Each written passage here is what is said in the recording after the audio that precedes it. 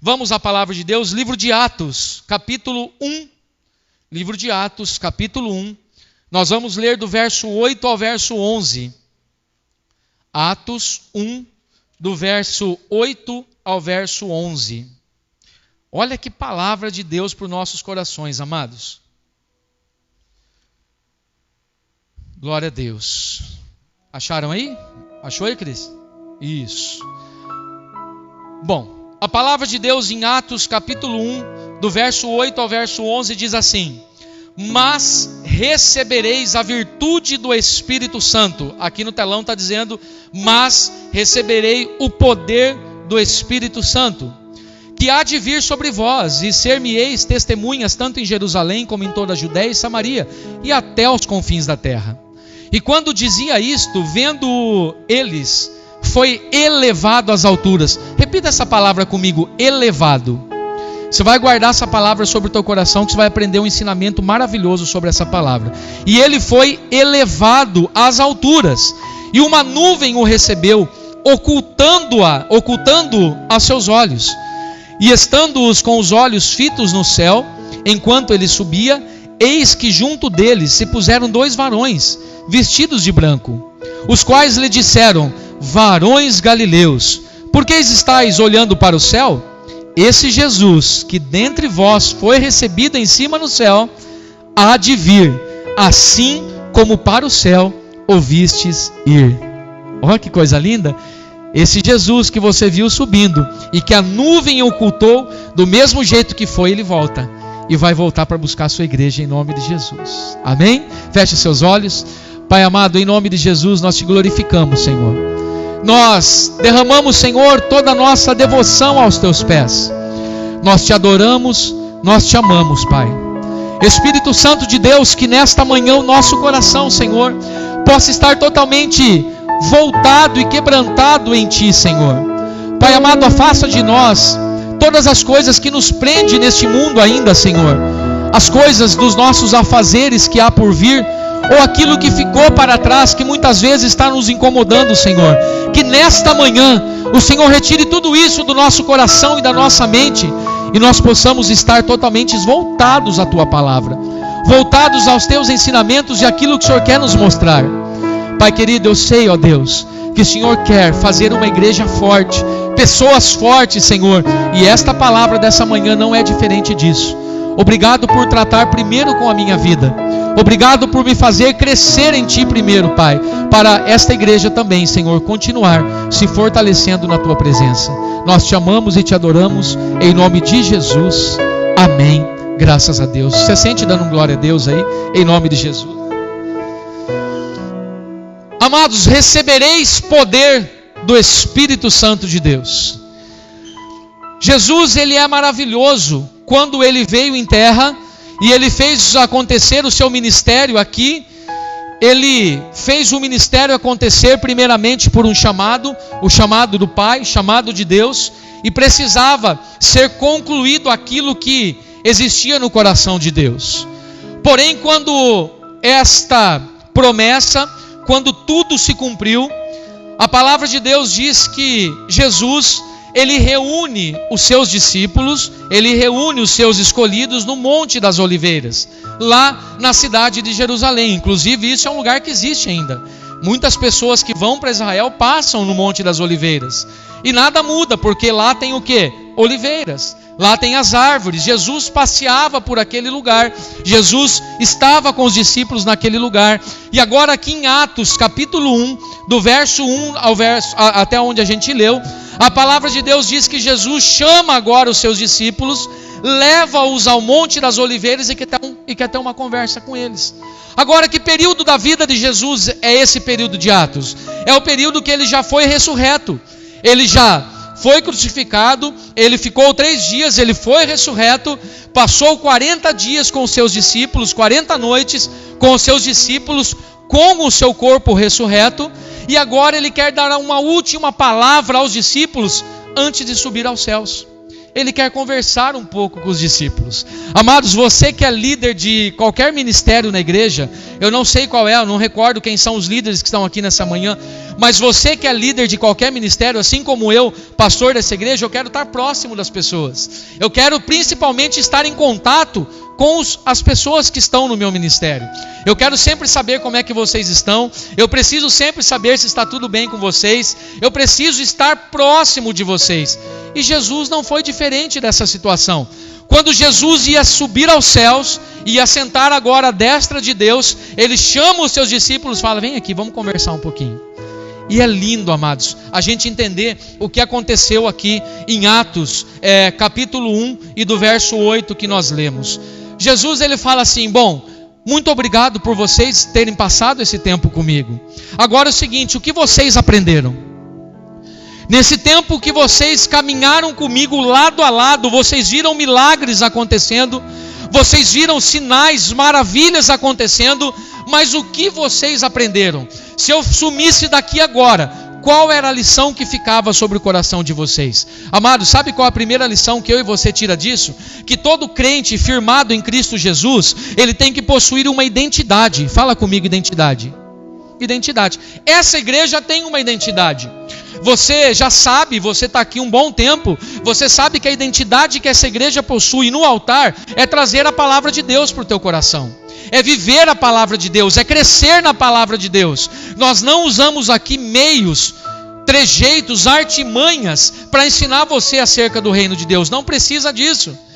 Você já tem uma identidade baseada na igreja da EQ São Mateus, que é crescer em Cristo Jesus, caminhar com Cristo Jesus, subir aos céus baseado na palavra de Deus. Nada fora disso. Você consegue identificar isso na sua vida? Você consegue identificar isso no altar o tempo todo que você viveu aqui? E aí a gente traz um adjetivo para essa nova identidade que nós carregamos como igreja. Nós temos um lema, nós temos um slogan aqui nessa igreja. Quem sabe qual é? Vamos todo mundo junto, ajuda eu aí. Quem sabe qual é? Você sabe disso? Ou sabia disso? Toda vez que você ver ou publicar ou postar alguma coisa, vai estar escrito lá: somos uma família no reino de Deus. Somos ou não somos? É uma identidade que a gente carrega.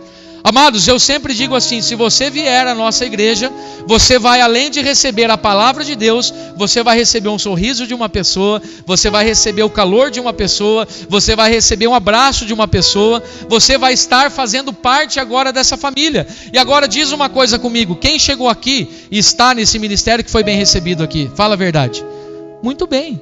Às vezes por mim, às vezes pelos diáconos, às vezes pelos recepcionistas. E é isso o reino de Deus, amado.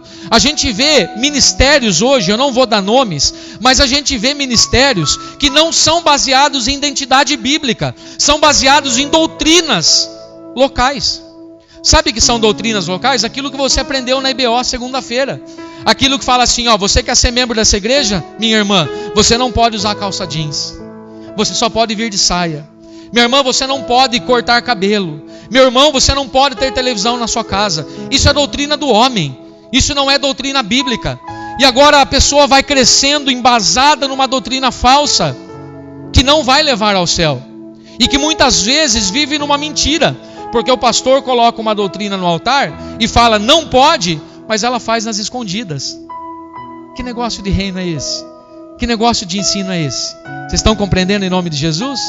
Amados, então aqui, Jesus agora está ali, juntamente com os seus discípulos, no Monte das Oliveiras, e ele agora fala assim: bom, o que vocês aprenderam comigo? Qual a identidade que vocês vão carregar daqui para frente agora? Porque eu quero que o meu ministério dê continuidade, não pode parar. Eu não posso subir e deixar vocês desamparados. Eu não posso subir e deixar vocês qualquer jeito.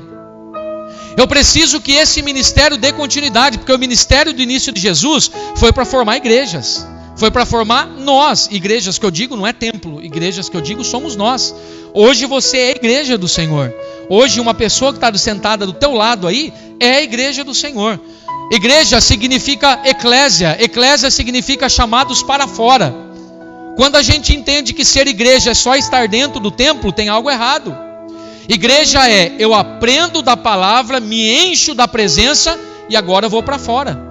Lá fora eu vou levar a palavra. Lá fora eu vou levar a presença. Lá fora eu vou levar o poder de Deus. Não adianta só se encher. Ó, essa caneca aqui está cheia de água. Eu posso encher ela a qualquer momento, mas chega uma hora que ela vai transbordar, não vai? Se eu só continuar enchendo. O que eu preciso fazer com ela algumas vezes? Ó, esvaziá-la. E aí depois, no próximo culto, eu encho de novo. Essa é a sua vida, meu amado. Essa é a sua vida, minha amada. A partir do momento que você sair dessa porta hoje, aonde você vai, entre aspas, esvaziar aquilo que você aprendeu aqui? Aonde você vai lançar para fora como igreja, como eclésia, a palavra de Deus, a presença de Deus? Se você está fora desse contexto, você não está sendo igreja. Igreja para vir pregar, igreja para vir tocar, igreja para vir cantar, igreja vir para servir, só isso não funciona. O reino de Deus, ele fica estagnado, ele para. Vocês estão entendendo isso em nome de Jesus? Sabe por que ele para? Porque daí seria a mesma coisa que eu fizesse uma sociedade secreta aqui, e toda vez que começasse o culto eu abaixasse a porta e a gente ficasse daqui para dentro. Acabava o culto, eu abria a porta de aço e vocês podiam ir embora. Aí a gente vai se enchendo, e aí? E aí? E o meu esposo? E a minha esposa? E os meus filhos? E minha mãe, meu pai, meus vizinhos, meus amigos de trabalho? O que eu tenho colocado para eles daquilo que eu aprendi? Guarda isso sobre a sua mente, porque é um ensinamento de Jesus para os seus discípulos. Agora tem um detalhe. Sabe que Jesus fala para eles? Fala assim, ó, só que eu sei, ele não fala desse jeito, mas imagino eu sei que sozinhos vocês não vão conseguir, porque vocês são homens, são fracos, são falhos. E a mesma coisa acontece conosco nessa manhã. Muitas vezes sozinho ainda não consigo caminhar. Muitas vezes sozinho, a hora que eu vou falar de Jesus, minhas pernas tremem, minha boca não sai nada, não sai uma palavra, porque eu não consigo professar Jesus para os outros, eu não consigo mostrar Jesus para os outros. Mas a gente tem que tentar.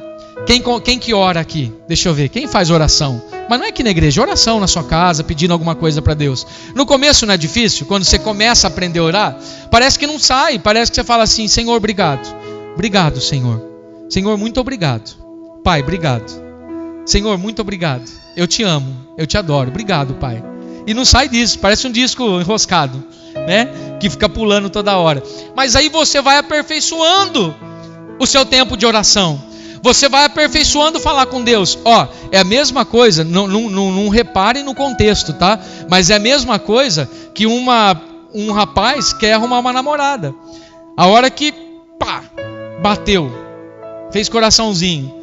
E para falar alguma coisa para ela, parece que o coração seca, a boca seca, o entendimento cega e você não consegue dar uma palavra para ela. Só que depois que você conquista, você vira agora mais íntimo dela, o que vai acontecendo com você?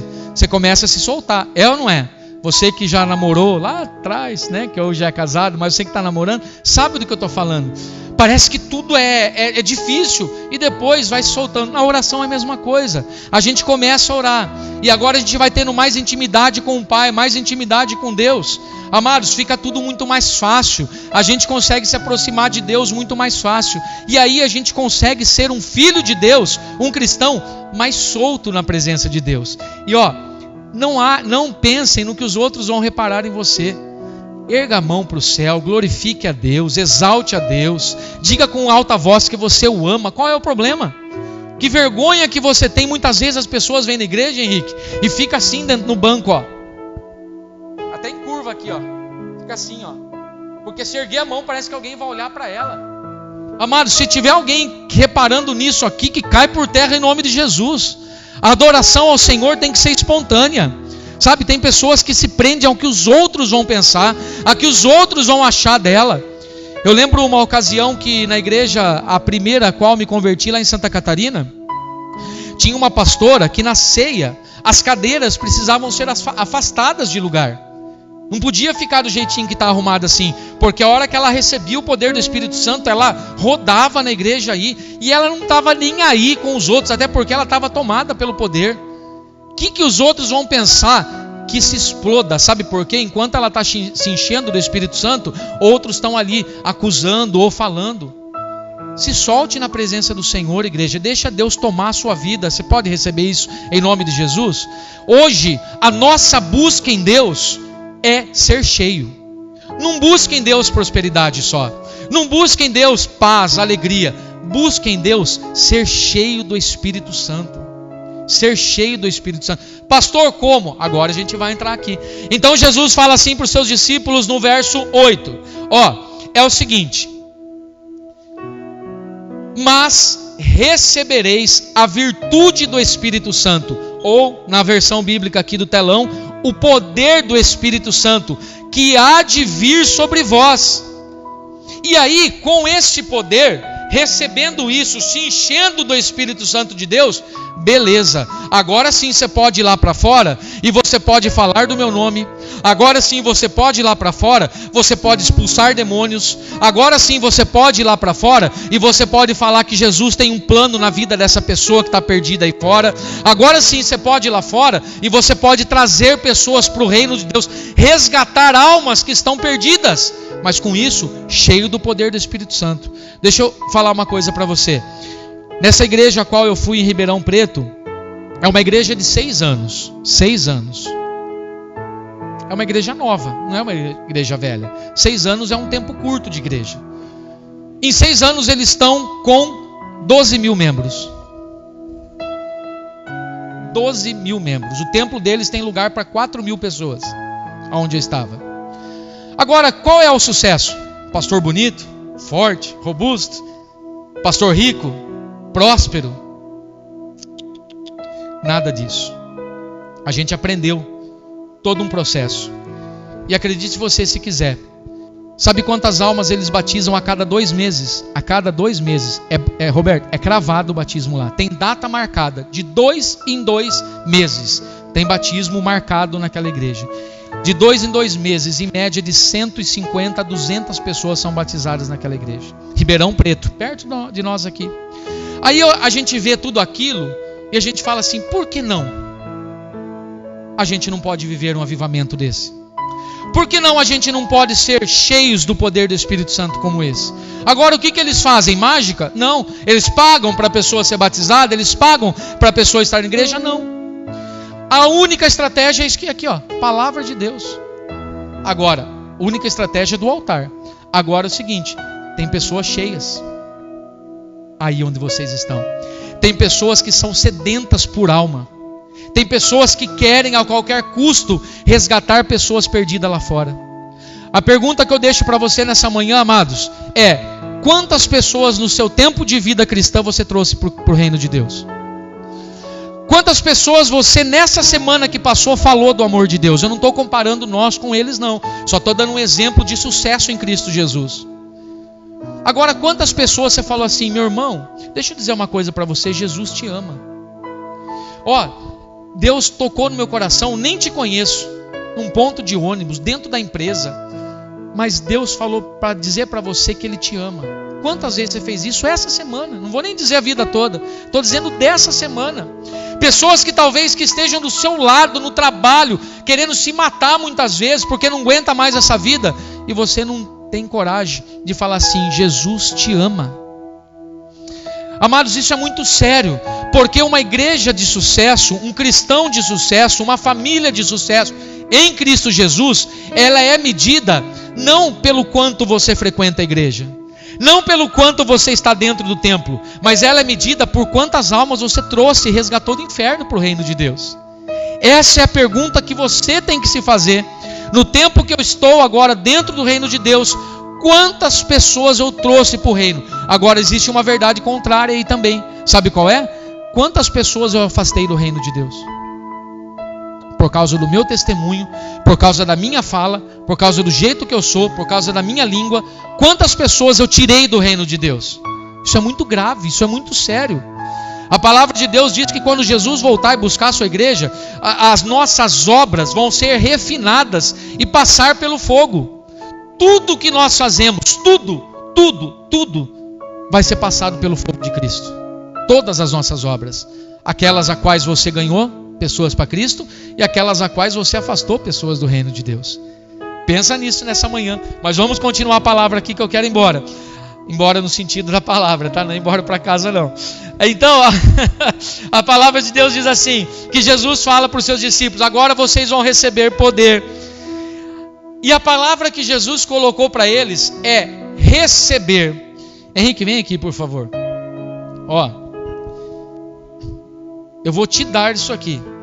Você recebe? Recebe? Dei ou não dei? Quando eu entrego uma coisa, eu posso pegar de volta se eu quiser? Se eu quiser, eu posso pegar de volta? No meu princípio humano, e às vezes sem caráter, eu posso falar: não quero mais te dar daqui de volta. E ele com bom coração pode me dar. Mas no princípio do reino de Deus, quando Deus quer dar a você e fala assim: eu quero te dar isso, você recebe? Ele não pega de volta mais. O que Jesus quer dizer com isso? Jesus quer dizer que ele entregou para você o poder do Espírito Santo de Deus. Você recebeu de graça. De graça. Agora eu quero de volta. Você recebeu de graça o poder do Espírito Santo de Deus. Pastor, o que está atrelado isso? O que eu preciso fazer? O que eu preciso dar? O que eu preciso entregar para receber esse poder? Absolutamente nada. Basta você querer. Basta você falar assim: eu quero ser cheio do poder do Espírito Santo de Deus. Agora, tem algo que a gente precisa pensar e raciocinar. E a outra pergunta que cabe é: por que eu quero ser cheio do poder? Está de graça, é dado para mim e para você. Agora, por que eu preciso me encher? O porquê eu quero me encher do poder? Essa é a questão. Muitas pessoas não são batizadas no Espírito Santo de Deus. Muitas pessoas não recebem o poder de Deus porque a intenção do coração está errada. Eu quero ser cheio do poder de Deus porque eu quero expulsar demônios e eu quero ser um pastor famoso nesse ministério. Acabou seu ministério aí. De Deus a gente não consegue esconder nada. Por que eu quero algo no reino de Deus? Sempre guarda isso no seu coração. Qual é o princípio de eu querer? Porque você pode ser cheio, não pode? Pode ou não pode? Posso. Agora, por quê? Ah, pastor, eu quero ser cheio porque eu preciso sair fora, resgatar almas do inferno. Maravilha, pode ter certeza que você vai ser cheio do poder. Pastor, eu quero receber o poder do Espírito Santo, eu quero ser cheio do Espírito Santo, porque eu quero resistir sempre às investidas do maligno sobre a minha vida, sobre a minha casa, sobre a minha família. Você vai receber o poder. É a intenção do coração que vale tudo isso, amado. É a intenção do coração que vai fazer você um crente de sucesso em Cristo Jesus. Você está compreendendo isso em nome de Jesus? Amados, e crente de sucesso, quem não é, só aplaude. Sabe, fala assim: nossa, como eu queria ser uma pessoa igual essa. Como eu queria ser uma pessoa com o dom de falar em línguas. Como eu queria ser uma pessoa que fica meia hora orando. Como eu queria, e fica nessa a vida toda, como um disco enroscado, que nem eu disse. Só querendo, mas não busca. Não vai atrás. Sabe, não abre oportunidade para o Espírito Santo agir. Jesus aqui fala assim: vocês vão receber poder. E quando a palavra receber é aquilo que foi dado de graça, existe uma palavra no contexto bíblico aqui, no original, que é dunamis. Como que é a palavra, pastor? Dunamis. Repita isso comigo. Dunamis. Dunamis é uma palavra que vem no original grego dinamite, dinamos. É dinamite. Sabe o que Jesus está ensinando aqui? Que agora eu vou derramar dinamite do poder de Deus no seu coração. Dinamite do poder de Deus no seu coração. Para que serve uma dinamite, gente? Para que serve uma dinamite? Para explodir. Não tem como eu receber o poder do Espírito Santo de Deus e continuar a mesma pessoa. Não tem como eu ser revestido do poder do Espírito Santo de Deus e continuar sem abrir a minha boca, dar um glória a Deus. Não é possível receber o poder do Espírito Santo e ter uma dinamite que está a ponto de explodir no meu coração, que é isso que Jesus deixou para os discípulos, e ser a mesma pessoa. É impossível. Você entende essa verdade sobre o teu coração? Agora você já consegue ter um diagnóstico aí se você já recebeu o poder do Espírito Santo. Você consegue agora filtrar no seu tempo, na sua linha de tempo de vida cristã, se você já recebeu esse dínamos sobre a sua vida. Se você não recebeu ainda, hoje e amanhã que você pode receber. Você crê nisso em nome de Jesus? Você deseja receber esse poder sobre a sua vida em nome de Jesus? Pois é, gente. Está disponível para mim e para você. E não há tempo, não há hora. Não importa se é sol, se é noite. Não importa se meu coração está doído, está machucado. Não importa nada. Se você quiser, o Espírito Santo de Deus pode te tomar nessa manhã. Se você aceitar e falar assim, eu quero receber o poder do Espírito Santo de Deus, nesta manhã você vai ser cheio do Espírito Santo de Deus. Recebe isso na sua vida em nome de Jesus. Talvez você não entenda essa verdade e não queira viver essa verdade porque você não sabe o que é ser cheio do Espírito. Ou nunca experimentou essa presença dinamitosa do Espírito Santo de Deus sobre o teu coração. Se você experimentou, você nunca mais quer abandonar. É gostoso estar no poder de Deus. É gostoso influenciar no poder de Deus. É gostoso quando eu entro na porta da igreja para dentro, a pessoa me olhar e fala assim, nossa, tem algo diferente nesse irmão, tem algo diferente nessa irmã. Dá a mão aqui para mim que eu quero aprender o que você está vivendo. Isso é um avivamento, gente. A gente não está ouvindo mais falar sobre avivamento do Espírito Santo de Deus nas igrejas. Essa palavra parece que é uma palavra que saiu do dicionário cristão. Avivamento. Avivamento. Avivamento, Cristiano, não é vir para a igreja, sentar no banquinho, ou tocar, ou pregar e ir embora para casa. Avivamento é ser transformado, gente. Avivamento é ser reavivado. Avivamento é ser cheio. Avivamento é sair daqui dando glória, pulando, chegando na sua casa chorando e não sabendo o que está acontecendo. É o poder de Deus que invadiu a nossa vida. Isso é avivamento. Que a gente possa viver um avivamento desse em nome de Jesus, como igreja do Senhor. Aí você vai ver se vai ter investida do inimigo que resista à sua vida. Não vai ter, não vai ter. 1000 cairão ao meu lado, 10.000 à direita, mas nós não seremos atingidos. Porque agora a gente está cheio do Espírito Santo de Deus.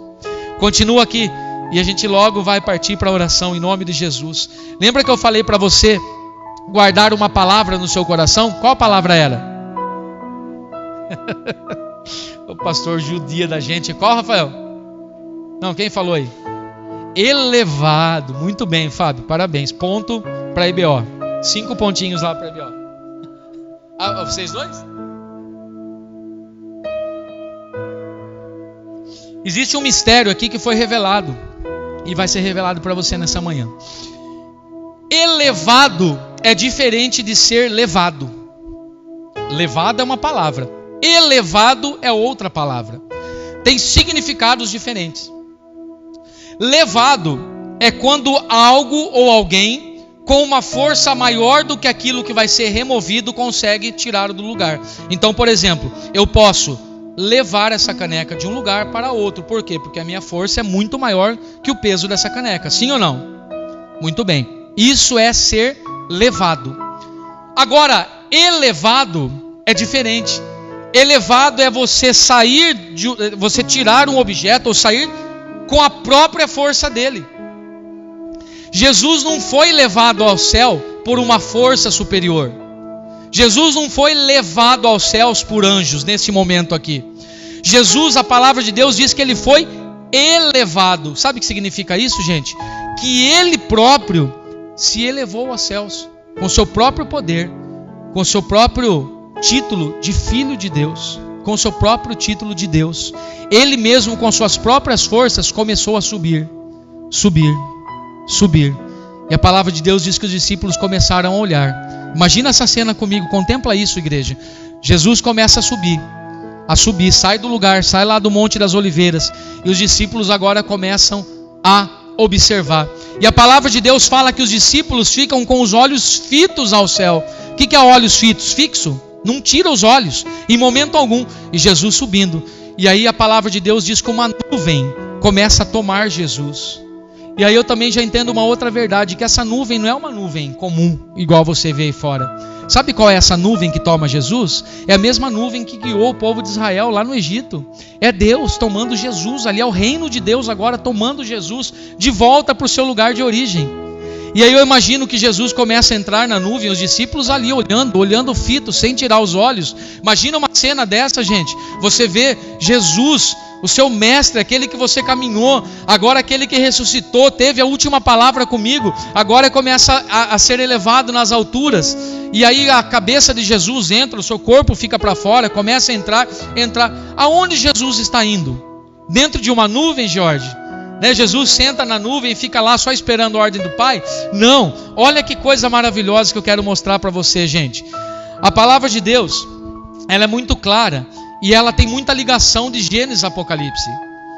Quando a gente está lendo aqui Atos capítulo 1, e fala da ascensão de Jesus aos céus, e logo depois o poder do Espírito Santo chegando à terra, existe uma passagem bíblica que contempla isso que aconteceu há quase 1000 anos atrás.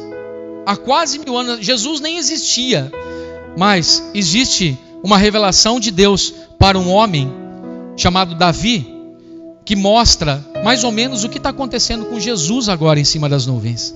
Porque os discípulos conseguem chegar até onde, igreja? Até a nuvem. Conseguem ver o corpo de Jesus sendo tomado pela nuvem. Olhos fitos aos céus. Jesus some. Agora o que acontece depois disso? A palavra literalmente não revela. Mas, há quase 1000 anos atrás, Davi tem uma revelação. Deixa eu contar algo para você, uma curiosidade. Quando um rei, ele vai para uma batalha e volta vitorioso dessa batalha, novamente para o seu povo, novamente para o seu palácio, a palavra de Deus diz que as portas são abertas, e esse rei é recebido com clarins, é recebido com palmas, é recebido com festa, porque ele está vindo vitorioso de um lugar o qual ele foi batalhar. É a mesma coisa que acontece com Jesus quando ele entra nos céus. Olha só a palavra que eu quero dizer para você. Você pode abrir aí para mim, por favor, para a igreja ver? Salmo 24, verso 7. Olha que lindo, gente. Mais ou menos o que está acontecendo com Jesus agora, dentro da nuvem de glória de Deus. Salmo 24, verso 7. Diz assim: levantai, ó portas, as vossas cabeças. Levantai-vos, ó entradas eternas, e entrará o Rei da Glória. De quem está falando aqui? É de um rei comum que está falando? Não. Lá em Salmo 24 já tem uma breve revelação do que está acontecendo com Jesus quando ele entra na nuvem, quando ele foi subir aos céus. De novo: levantai, ó portas, as vossas cabeças. Levantai-vos, ó entradas eternas. Está falando da onde aqui? Não é do céu? Sim ou não? Eternas é céu. E entrará o Rei da Glória. Continua o verso 8. Quem é este Rei da Glória? Vem uma pergunta aqui. É alguém perguntando para alguém: quem é este Rei da Glória? Aí a resposta é: o Senhor forte e poderoso, o Senhor poderoso na guerra. Olha o verso 9: levantai, ó portas, as vossas cabeças, levantai-vos, ó entradas eternas, e entrará o Rei da Glória. Ó o 10: quem é este Rei da Glória? O Senhor dos exércitos, Ele é o Rei da Glória. Consegue contemplar agora como é que Jesus está entrando nessa nuvem?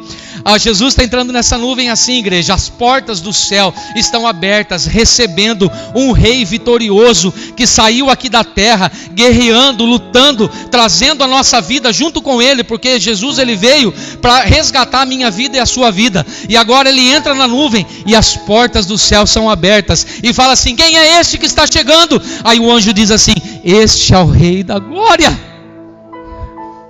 Aleluia! Este é o Rei da Glória. É Jesus. É este que você tem que adorar. É esse que te ama. É o Rei da Glória. Ele entra nos céus. Ele entra no seu lugar de origem. E ele é recebido como rei agora. Aqui ele veio como um cordeiro. Ele foi machucado. Ele foi espancado, ele foi judiado, mas agora ele entra no céu. E eu vou continuar dizendo para você que quando Deus recebe ele, fala assim: vem meu filho, que agora essa coroa de espinho não cabe mais a você. Agora o que eu tenho preparado para você é uma coroa de glória. É uma coroa de glória. Está aqui, vem receber o que é seu por direito. É seu por direito. Agora você não tem mais coroas de espinhos. Agora você vai receber uma coroa de glória. É desse Jesus que eu estou falando para você, igreja. É esse Jesus que está aqui nessa manhã. É o Espírito Santo de Deus falando com a tua vida. Se encha do meu poder. Se encha do meu poder. Se encha do meu poder. Quem é este Rei da Glória? Amados, a palavra de Deus diz que Jesus entra aos céus. E agora eu quero que você vá comigo no livro de Atos, capítulo 2. E a gente vai encerrar aqui a mensagem. Atos, capítulo 2.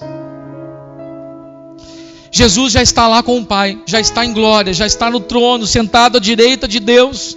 E a palavra de Deus diz que agora Jesus ainda continua lá, só esperando uma ordem para vir. Porque Jesus não prometeu que do mesmo jeito que ele subia, ele iria voltar, sim ou não? Muito bem, agora ele está só esperando uma ordem. Jesus é obediente, o Filho é obediente. Agora Jesus está falando assim: eu estou aqui, Pai, só esperando o Senhor me dar uma ordem. A hora que o Senhor me der uma ordem, a trombeta ficar na mão do anjo, e quando eu ouvir a trombeta soar, eu já estou lá. E vai acontecer, igreja. Vai acontecer, o mais breve que você imagina. Vai acontecer. Só que enquanto isso não acontece, quem veio para nós? Olha Atos capítulo 2. Está dizendo assim: cumprindo-se o dia de Pentecostes, estavam todos reunidos no mesmo lugar. E de repente veio do céu, como de um vento, um som, como de um vento veemente e impetuoso, e encheu toda a casa em que estavam assentados. Foram vistos por eles línguas repartidas como de fogo, as quais pousaram sobre cada um deles. E todos, quantos? De novo, quantos? Todos foram cheios do Espírito Santo e começaram a falar em outras línguas, conforme o Espírito Santo lhes concedia que falassem. Amados, aqui é uma cena agora que representa a igreja no dia de hoje. Você está aguardando a volta de Jesus, sim ou não? Você está aguardando a volta de Jesus? Muito bem, mas enquanto Jesus não volta, Ele deixou aqui como igreja do Senhor o poder do Espírito Santo para que você se revista. E sabe para quem Ele quer entregar esse poder? Para quem? Para todos. Para todos. Você está disposto a receber esse poder do Espírito Santo?